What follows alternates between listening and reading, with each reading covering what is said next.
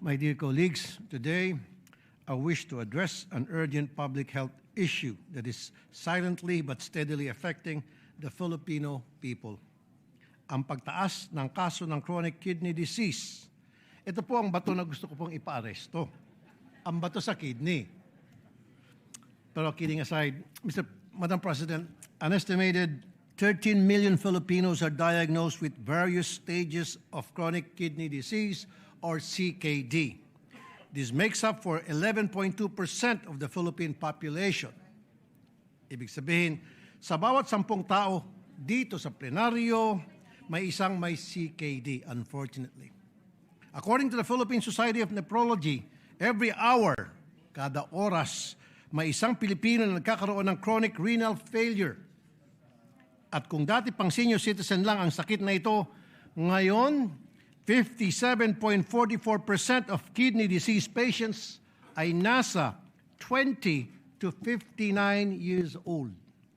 Pabata ng pabata ang mga pasyente ng CKD.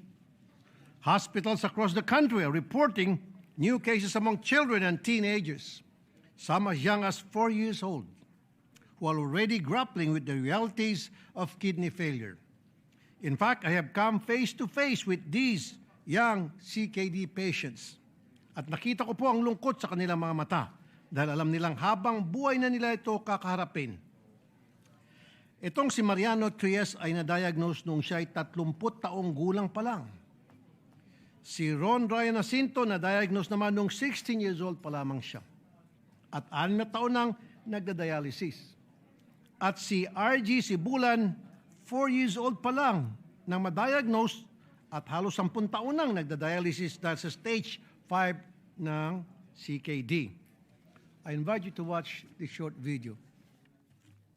Halos tumira na sa ospital ang 14 years old na si RG dahil sa kanyang matinding karamdaman, ang chronic kidney disease.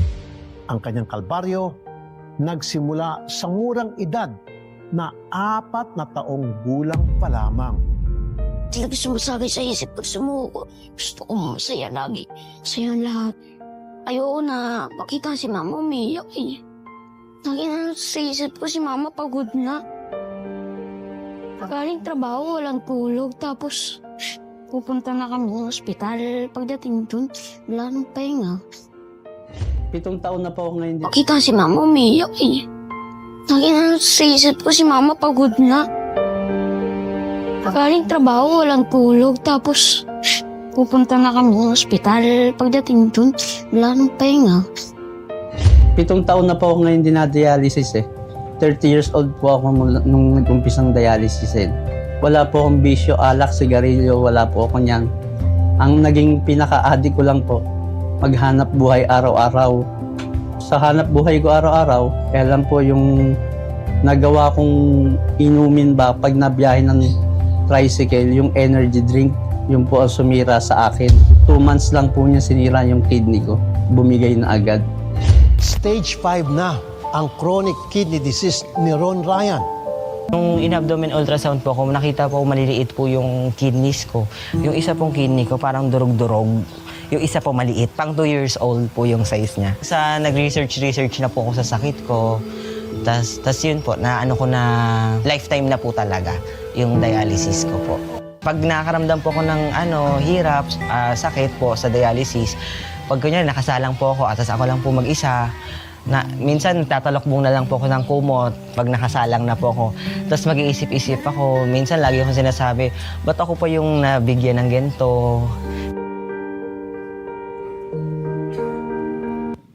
Madam President, the big question now is, why is CKD becoming so prevalent, especially among young people? The steady rise of cases that can be attributed to lifestyle choices. Sa pang-araw-araw na buhay, ang karaniwang Pilipino ay nasanay na sa instant. Dahil ito'y madali, masarap at mura. Ang sinasabi ko po ay mga processed food at packaged drinks. Ang mataas na pagkonsumo ng processed foods, sugary beverages, and salty snacks combined with low physical inactivity have contributed to rising rates of obesity, hypertension, and diabetes, all major risk factors for CKD. Ayon po sa Department of Health at Philippine Renal Disease Registry, ang primary cause ng CKD sa Pilipinas ay dalawa po. Una, uncontrolled diabetes. Pangalawa, high blood sugar levels can damage your kidney filters. Over time, your kidneys can become so damaged that they no longer do a good job filtering waste and extra fluid from your blood. Ang hypertension, high blood pressure can damage blood vessels and other parts of the filtering system in the kidneys. If these parts of the kidneys filtering system are damaged, your kidneys may not work as well to remove waste and extra fluid from your body. Extra fluid in your body can raise your blood pressure even more, thus creating a dangerous cycle. The rising cases of CKD in young adults and children is a sign that there is something wrong with our healthcare system.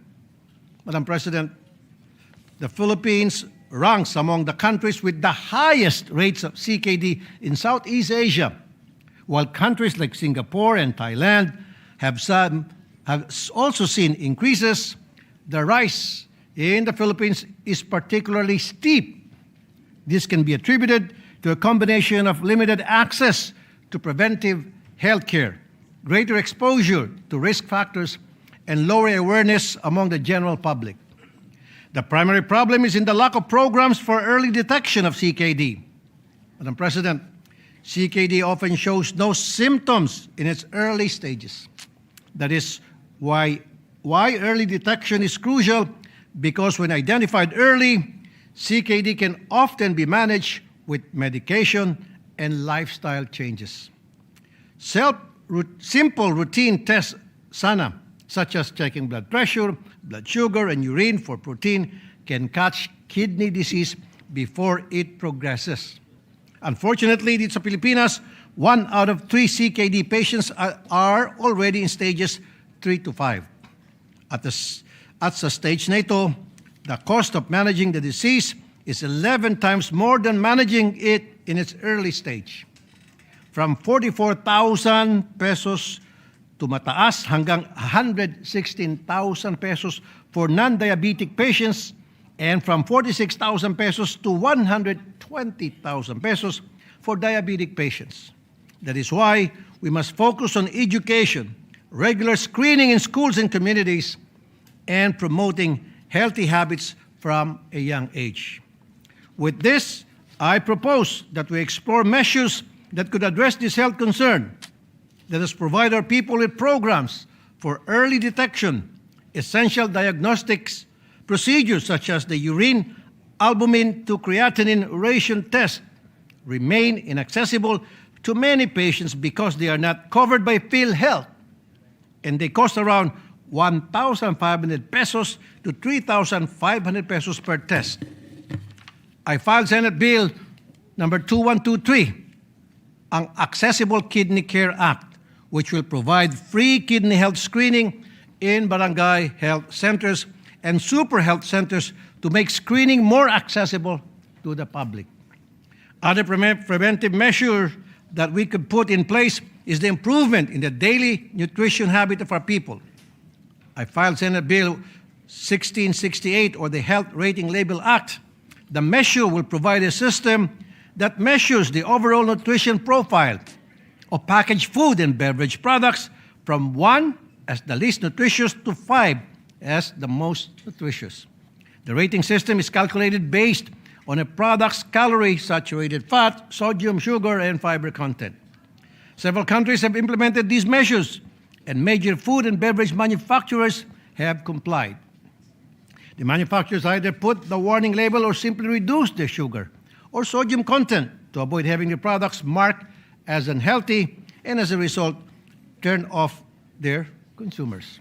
Mr. President, the impact of CKD on a young person's life is profound. Physically, CKD leads to fatigue, weakness in advanced stages, the need for regular dialysis, a process that replaces kidney functions but requires several hours, multiple times a week.